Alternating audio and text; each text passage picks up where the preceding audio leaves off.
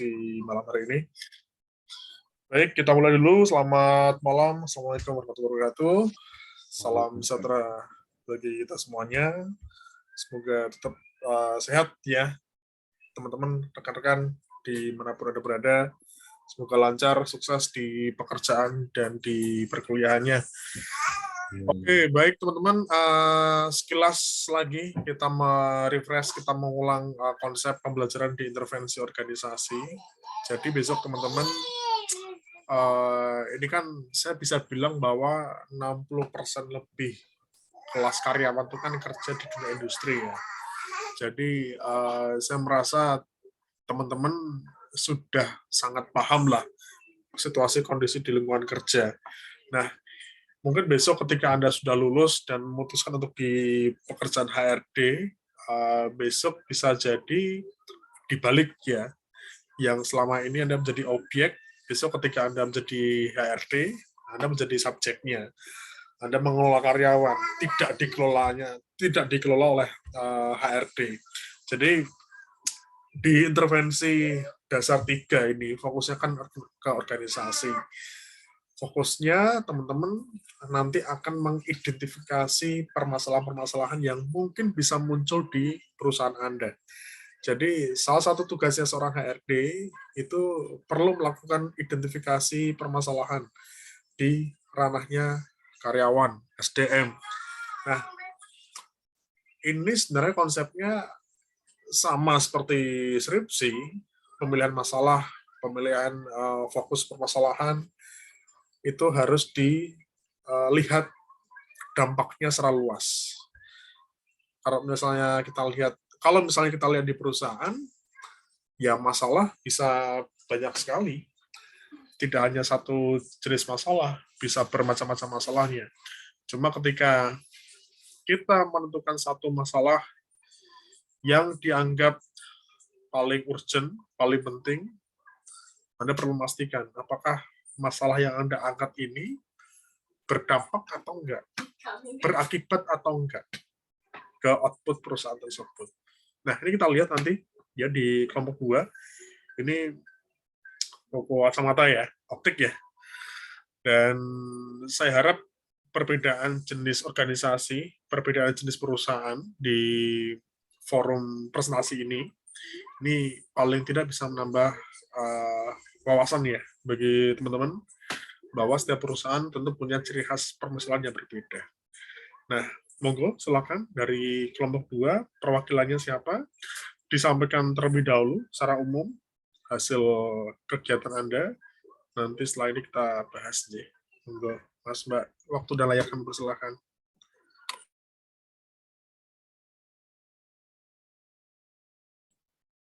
Oke, siap, Pak.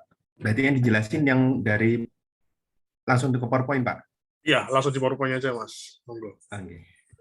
Oke. Assalamualaikum warahmatullahi wabarakatuh. Waalaikumsalam warahmatullahi wabarakatuh. Waalaikumsalam.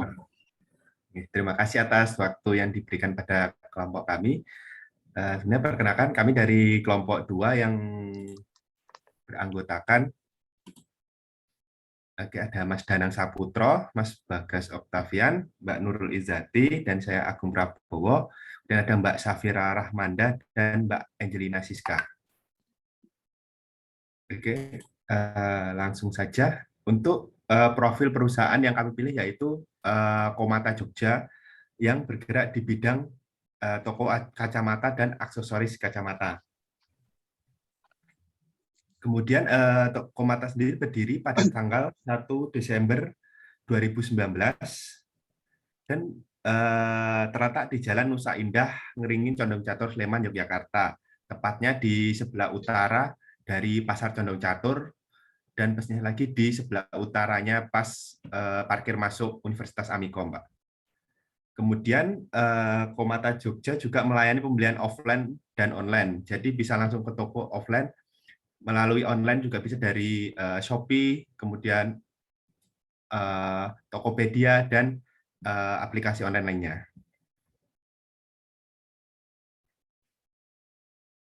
Di toko kacamata sendiri juga memiliki karyawan yang berjumlah 3 orang dan bekerja dibagi per shift, Pak. Itu untuk selanjutnya output Komata Jogja yang akan dijelaskan oleh Mbak Nurul Izati. Silakan Mbak Nurul. Baik, terima kasih Mas Agung. Ini suara saya sudah terdengar ya? Ya, jelas Mbak. Jelas, Oh, Mbak. Monggo, lanjut. Oke, baik. Terkait dengan output Komata Jogja, yang pertama itu ada melayani pembuatan kacamata resep seperti miopi, hipermetropi, atau presbiopi, ataupun silinder.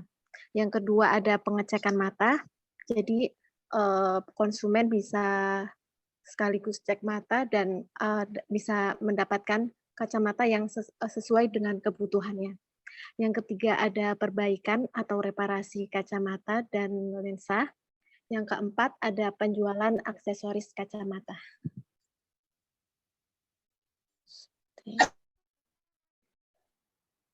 Oke, terima kasih Mbak Nurul. Kemudian untuk selanjutnya, permasalahan yang ada di Komata Jogja yang akan dijelaskan oleh Mas Danang dan Mas Bagas. Silakan.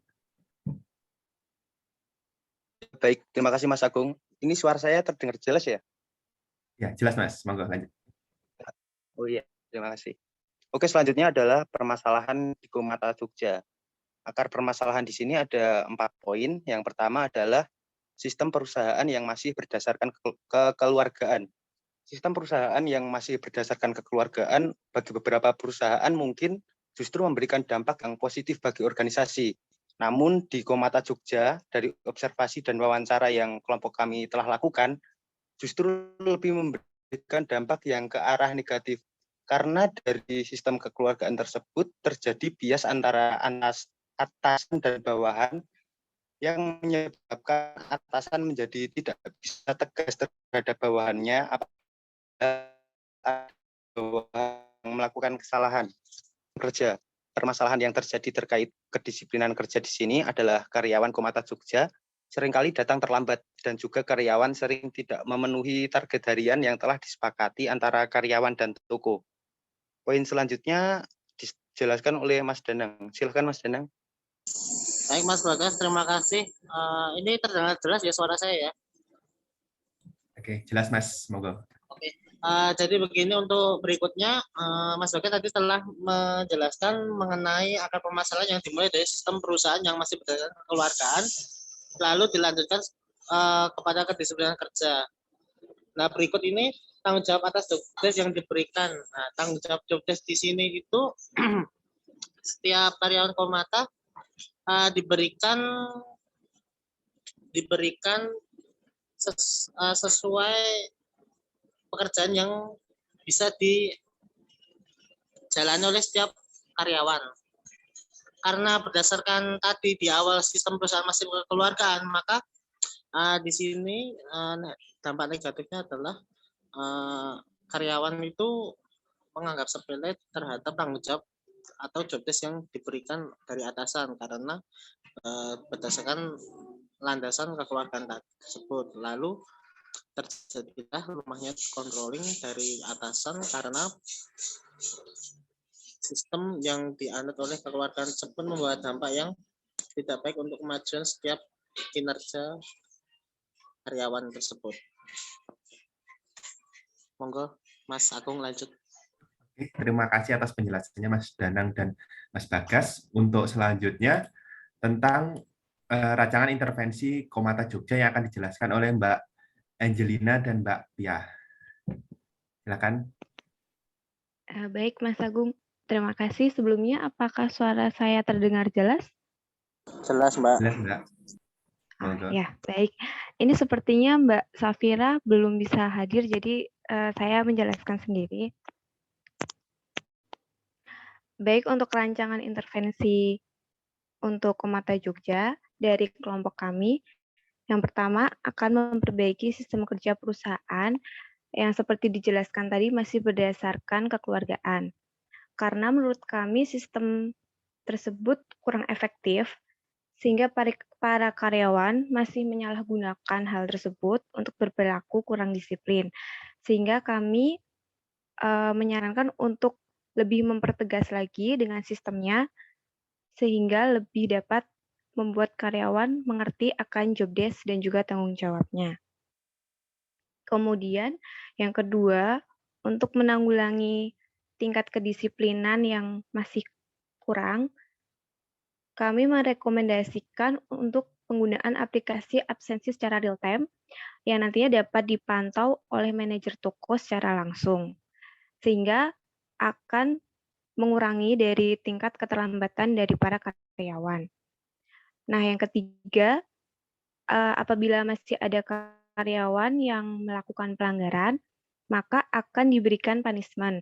Punishment tersebut adalah berupa pemotongan gaji yang kurang lebih sebesar 5.000 per 10 menit keterlambatan. Dan nantinya nominal tersebut akan diakumulasikan selama 1 bulan pada saat pemberian gaji untuk karyawan. Kemudian yang keempat adalah memberikan evaluasi kerja berdasarkan hasil kerja selama 1 minggu. Di setiap akhir minggu akan diberikan evaluasi kerja yang berguna untuk mengontrol permasalahan terkait dengan job desk yang menjadi tanggung jawab karyawan, sehingga karyawan lebih memahami dan lebih bertanggung jawab atas job desk dan juga pekerjaan yang harus mereka selesaikan.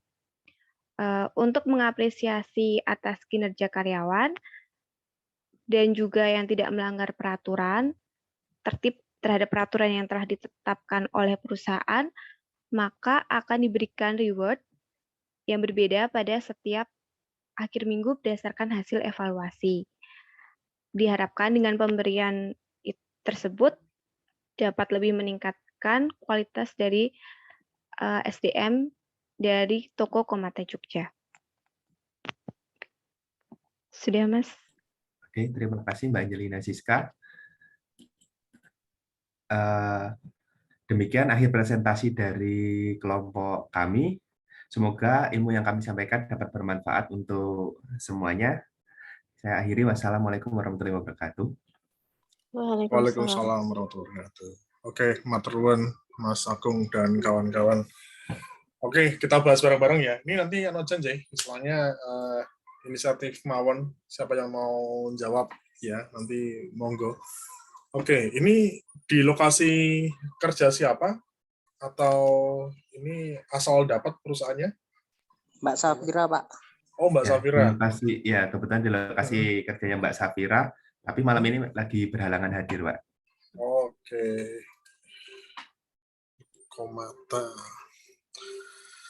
Oke, mungkin bisa di-scroll di 4 atau 5 mungkin ya. Teman-teman, monggo. Oke, jadi gini, teman-teman, kalau misalnya kita pengen mengidentifikasi sebuah permasalahan yang terjadi di sebuah perusahaan, ada 2 jalur yang bisa kita lakukan. Tahapannya bisa lewat 2 jalur ini. Nah, yang pertama, kita bisa melihat dulu dari output-nya, dari pencapaian tujuan atau target perusahaan. Biasanya kalau target perusahaan, ya nggak jauh-jauh dari soal omset ya, pemasukan. Apalagi kalau misalnya perusahaannya pure orientasinya bisnis, ya, orientasinya untuk omset, ya.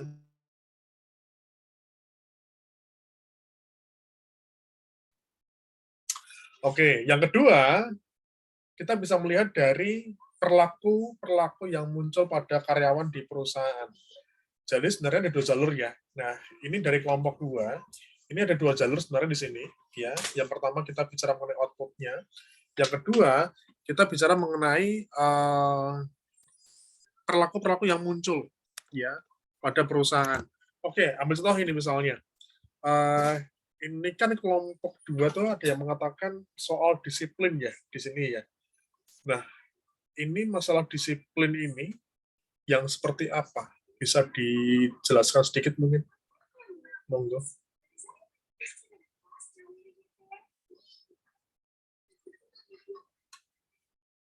Monggo, silakan. Tadi saya mencatat ada masalah tentang kedisiplinan karyawan ya. Kalau nggak salah yang disampaikan Mbak Angelina, Pak ya. Iya, Pak. Mungkin bisa diperjelas rekan-rekan yang dimaksud kedisiplinan ini ya seperti apa? Saya mencoba ini ya, Pak, menjawab Boleh, ya. monggo, J. Nah, kedisiplinannya itu seperti kan di tokonya itu datangnya harusnya jam 8. 8 pagi ya? Iya, 8 pagi. Kan ada shift. Nah, itu untuk pada awalnya mereka masih tertib datang pada pukul jam 8. Tapi semakin ke sini itu mungkin karena seperti yang dijelaskan tadi, dengan sistem yang masih kekeluargaan sehingga mereka masih ya udah nggak apa-apa gitu. Jadinya datangnya itu molor, lebih agak siang gitu. Misalnya 9 lah misalnya ya. ya katakanlah jam 8:30 atau jam 8:15. Nah, itu jadi untuk pertama masih ditegur, masih iya nggak tetap aja apa Pak, tetap masih terlambat gitu loh, karena mereka mikirnya kan menganggap kepala tokonya, manajer tokonya itu kayak temen temen sendiri gitu, jadinya lebih kayak iya, jadi ya udahlah nggak apa-apa gitu. Seperti itu Pak. Kemudian kan kalau di situ juga ada kayak karena kan tokonya juga online kan, jadinya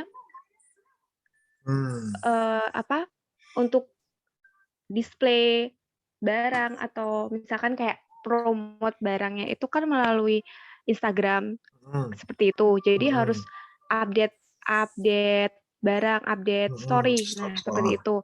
Jadi mereka lebih terlambat juga untuk melakukan hal tersebut. Begitu, Pak. Oke, ini berapa orang karyawan di sini? Jumlahnya berapa totalnya? 3, Pak. Cuma 3 ya? Karyawan, Pak. 3 karyawan, oke. Pertama gini, ketika teman-teman, kita ambil contoh dulu aja ya, disiplin.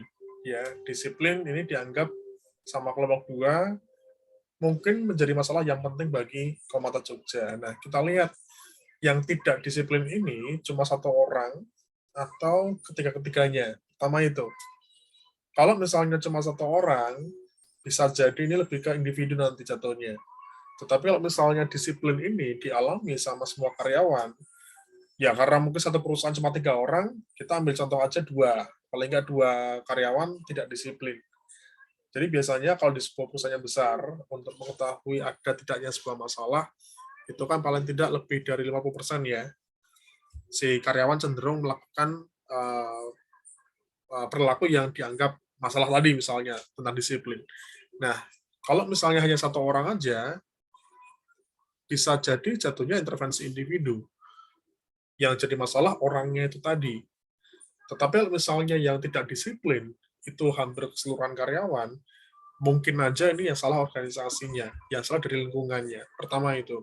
Terus yang kedua, ini kira-kira ketika ada karyawan yang tidak disiplin, ngefek nggak sih? Dampak nggak sih ke pencapaian target-target perusahaannya? Kira-kira ada dampaknya nggak? Dari ketidakdisiplinan karyawan ini. Saya mencoba menjawab, Pak. Dari yang kita kemarin observasi, Pak, itu sedikit banyak tetap berdampak, Pak. Misalnya apa, Mas Agung?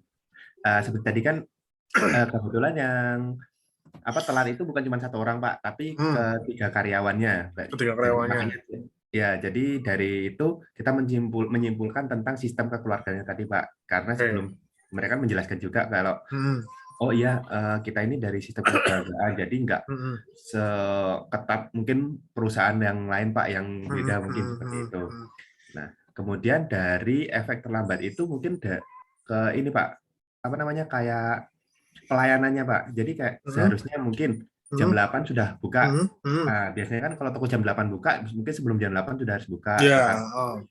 Karena terlambat tadi, mungkin ada 1-2 orang konsumen yang udah tahunya jam 8 buka dan nggak jadi datang. Otomatis itu kan mungkin salah satu kerugian untuk toko juga, Pak.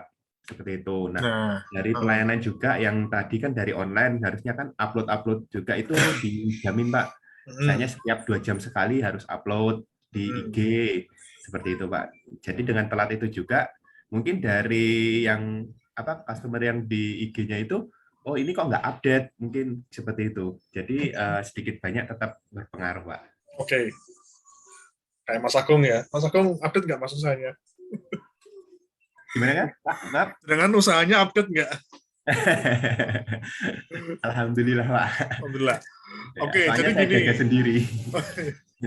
Jadi gini, teman-teman. Ya, kalau misalnya kita lihat perusahaan, masalah banyak ya saya kira ya. Saya kira mungkin di perusahaan tidak hanya soal disiplin, bisa macam-macam ya, konflik ya, turnover ya apa dan sebagainya. Nah, untuk melihat masalah ini penting atau enggak, istilahnya urgent atau enggak untuk segera diintervensi, pertama kita perlu melihat tadi ya, ini yang dialami yang mengalami ketidakdisiplinan cuma satu karyawan atau banyak nih. Kalau misalnya lebih dari separuh, ya bisa dikatakan mungkin soal sistemnya. Karena ini sudah lebih dari separuh ya karyawan tidak disiplin. Yang kedua, kita lihat dampaknya. Dampak ke pencapaian target perusahaan. Ngefek nggak kira-kira? Kalau misalnya nih karyawan sering telat, datanya sering ngaret, kira-kira pengaruh nggak sih pada akhirnya ke pencapaian target perusahaan? Jadi biasanya ketika di lingkup organisasi yang profit, memang paling ujung omset ya, pemasukan. Tetapi di bawahnya omset, kan ada outputnya lagi kan. Misalnya pelayanan. Kemudian yang kedua kualitas produknya misalnya. Terus yang ketiga misalnya sikap karyawannya. Karena biasanya masing-masing perusahaan, masing-masing punya usaha, itu punya aspek ukuran kepuasan konsumen yang berbeda-beda. Nah, itu pada akhirnya nanti akan mempengaruhi ke omset. Jadi sebenarnya gini, teman-teman. Makanya ini bisa dua jalur ya. Anda bisa mulai dulu dari nomor 4 ini misalnya. Menurut saya, mohon maaf, di scroll ke atas ya, nomor 4 ya. Slide 4. Nah, jadi sebenarnya teman-teman bisa memulai dari ininya dulu misalnya. Misal katakanlah pembuatan kacamata resep, ya, perbaikan reparasi kacamata. Diketahui bahwa reparasi kacamata di Komatan ini nggak bagus nih, ya, udah diperbaiki, patah lagi misalnya. Terus pembuatan kacamata resep tidak sesuai, ya, dengan kebutuhan atau kondisi si konsumen. Terus penjualannya nggak terlalu signifikan, ya, datar-datar aja. Nah ini outputnya. Ada masalah di outputnya kan, ada masalah di targetnya kan, kemudian baru diturunkan ke bawah. Ini kenapa kok bisa seperti ini? Baru diketahui permasalahan utamanya. Atau bisa juga kita mulai dari bawah dulu tadi, soal disiplin, ya mungkin ada konflik karyawan, ini mungkin ketiga orang nih, mungkin ada konflik nih. Nah, dari masalah-masalah yang dialami di bawah tadi, kita lihat disiplin ini misalnya, ini berdampak nggak terkait dengan output Komata Jogja ini? Kalau misalnya memang berdampak, ya wis ambil aja sebagai masalah utama dari kelompok 2 ini. Tetapi kalau misalnya tidak terlalu berdampak, kenapa harus diintervensi? Kita tentu memberikan intervensi yang jadi skala prioritas, ya. Misalnya gini, mungkin ada karyawan yang sering telat ya, mungkin bolos, tapi target sama kerjaannya beres, nggak masalah. Berdampak nggak kira-kira? Ya, nggak terlalu berdampak, toh dia juga beres kerjaannya. Toh dia juga bisa kerjakan mencapai targetnya misalnya. Tentu bukan menjadi masalah ya. Tetapi kalau misalnya disiplin yang ketidakdisiplinan yang dialami karyawan, efeknya ke target, ini yang harus segera diintervensi. Misalnya gini, kayak saya ya di kelas itu kadang ada banyak cerita tentang mahasiswa, ya. Misalnya ada mahasiswa, ada kelas pagi, ada kelas karyawan. Dia masuk kelas nggak tertib, ya. Jadi mungkin absennya nggak tertib banget, ya mungkin 60% deh misalnya. Terus di kelas tuh paling ya dia nggak bawa loose leaf, nggak bawa buku, nggak bawa pulpen, cuma duduk HP-nan, ya kadang-kadang dengerin dosen ajar. Tetapi ketika ada UTS, ketika ada UAS, atau mungkin misalnya ada presentasi, kuis, dia bisa, logikanya jalan. Kadang ada ya kayak gitu ya, beberapa mungkin temennya kalian, ya, neng kelas ki males, ya, HP-nan, Instagraman, mangkat telat, kadang bolos. Tapi ketika presentasi disuruh menjawab atau mungkin mengerjakan UTS UAS, dia ya iso, ora masalah. Kadang juga seperti itu ya loh. Artinya ya jajane iki ora pengaruh ning output-e. Tapi dasar bocah ora disiplin, tapi ya piye ya. Ujian iso, jawab bisa. Ya pas presentasi juga menjawab, logikanya jalan misalnya. Ini mungkin bukan menjadi suatu hal yang urgent, tetapi sebaliknya, ketika mohon maaf, ada mahasiswa yang sering telat, bolos, dan sebagainya, tapi ngefek ke UTS, UAS, nilainya jelek, dia nggak pernah ikut presentasi, dan sebagainya, itu yang harus segera diintervensi. Jadi artinya, setiap perusahaan itu kan berkembang terus ya. Dalam perkembangannya, tentu banyak hal yang harus dikorbankan. Paling mungkin sering dialami teman-teman yang kerja mungkin sekarang di perusahaan, biasanya kalau nggak double job, ya konflik, terus penempatan karyawan yang nggak sesuai dengan kompetensinya, biasanya itu kan, dan di perusahaan berkembang. Karena ya perusahaan butuh investasi, sehingga kadang mereka nggak mau rekrut karyawan. Tapi di double-double ke, Mas Agung kerja misalnya di perusahaan, double job bisa aja mungkin Mas di situ. Jadi masalah nggak? Kita lihat targetnya tercapai nggak Mas Agung. Mas Agung tuh double job, triple job bahkan, 3 job desk sekaligus dikerjakan. Tapi selesai nggak? Selesai aja, beres-beres aja. Jadi masalah nggak? Ya mungkin nggak untuk sekarang. Tapi besok ketika perusahaan sudah settle, mungkin perlu dibenahi job desk-nya, biar lebih rapi dan targetnya bisa lebih tinggi lagi. Oke, sampai di sini paham nggak, teman-teman nggak? Iya, paham, Pak. Jadi mungkin teman-teman, ketika ini sebenarnya contoh perusahaan yang gampang sih, gampang untuk melakukan identifikasi, karena jelas di sini. Ya, ini sama halnya ketika kita makan di restoran, atau mungkin misalnya kita nongkrong di coffee shop. Orang di coffee shop, apa sih yang mau dicari? Terus kopinya enak, wifi-nya kenceng, bersih, pelayanannya cepat, enak, ramah, karyawannya, terus mungkin SOP-nya enak gitu loh istilahnya. Itu yang biasanya mungkin dicari ya, para orang untuk datang coffee shop. Samanya di Komata Jogja nih. Ya, kenapa kok Komata Jogja lebih dilirik daripada toko kacamata yang lain? Oh, bisa online. Oh, bisa bikin kacamata kacamata resep misalnya. Terus modalnya kacamata update terus nih misalnya. Nah, itu yang menjadi ukuran dulu teman-teman di awal. Karena biasanya kalau toko kacamata itu kan nggak sekedar jual kacamata ya, tapi juga ada target yang lain. Oke, sampai di sini dulu. Ada yang mau ditanyakan nggak, teman-teman? Monggo. Silahkan. Kalau ada yang mau ditanyakan.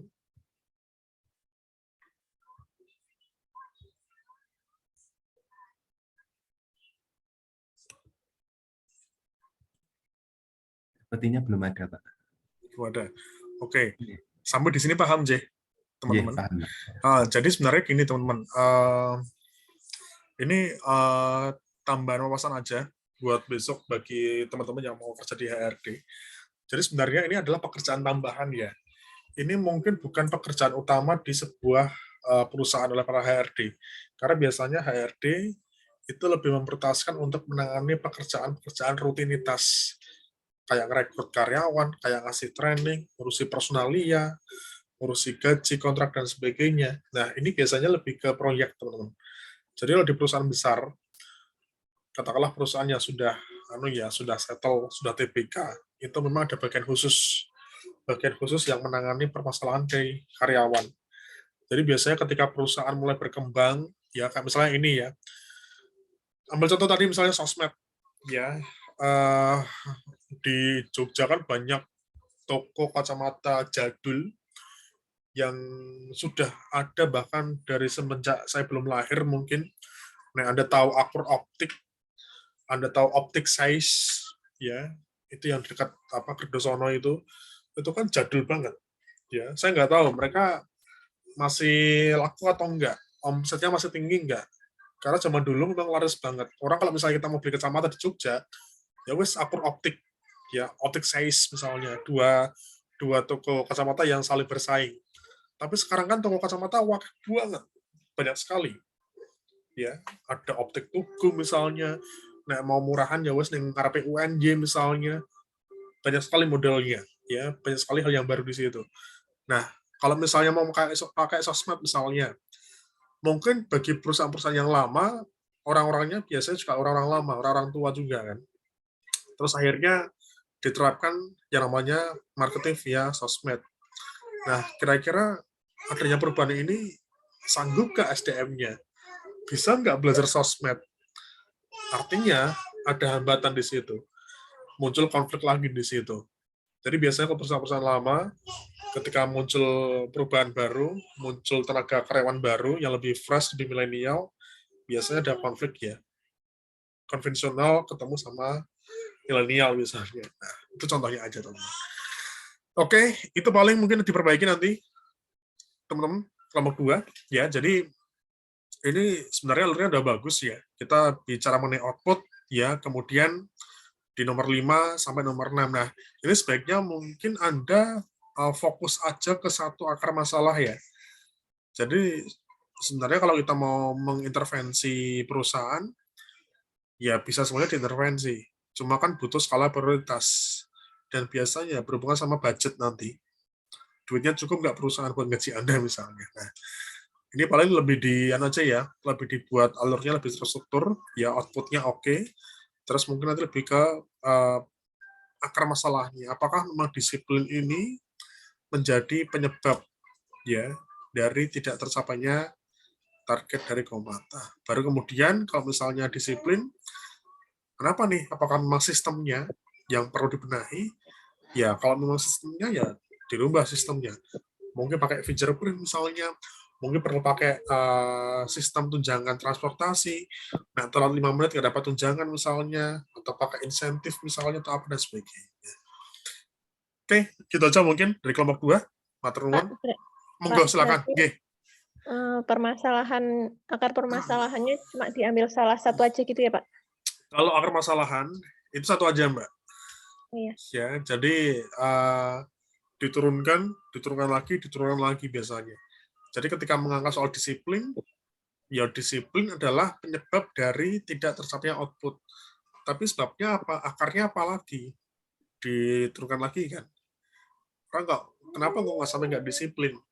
Apakah memang sistemnya yang los-los banget, atau mungkin dari pimpinannya yang tidak melakukan controlling, tidak melakukan pengawasan, atau memang dasari karyawannya yang sering telat. Karena kalau kita ngomongin soal disiplin, saya kira banyak sekali ya faktornya ya. Faktor penyebabnya kan.